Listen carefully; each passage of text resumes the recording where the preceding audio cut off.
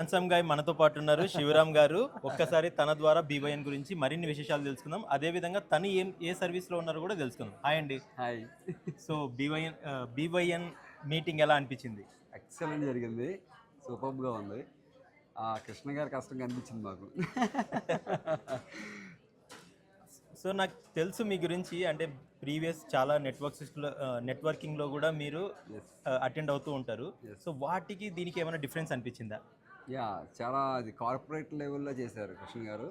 అంటే బయట చాలా నెట్వర్క్స్ చూసా గానీ ఏదో గజిబిజిగా ఉంటది.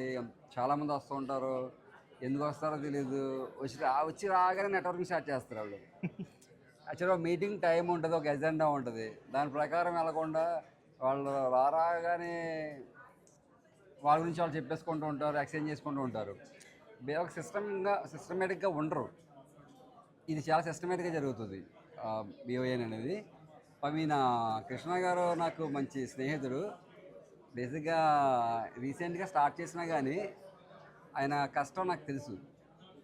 ఆయన ఒక 10 మందికి ఎంప్లాయ్‌మెంట్ ఇస్తూ చాలామందికి హెల్ప్ చేస్తూ ఉంటారు ఆయన.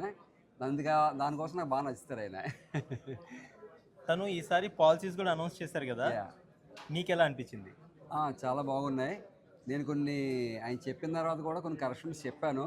ఓకే. ఆయన చాలా మంచిగా నేను చెప్పినవన్నీ కూడా తీసుకుని, సరే మీరు చెప్పినట్టే చేస్తాను. మీరు చెప్పిన ఆల్రెడీ చాలా థింక్ చేశానండి నేను.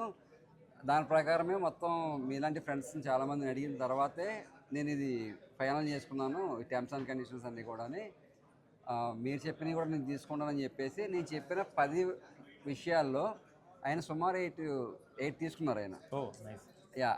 2 అనేవి కొంచెం అటు ఇటుగా ఉన్నాయి కాబట్టి ఆయన వదిలేశారు కానీ 8 అయితే పాయింట్స్ క్యాచ్ చేశారు. నేను చెప్పినట్టుగా ఆయన చేస్తానని చెప్పారు కూడా. థ్యాంక్ యూ వెరీ మచ్ అండి. థ్యాంక్ యూ సో మచ్ అండి.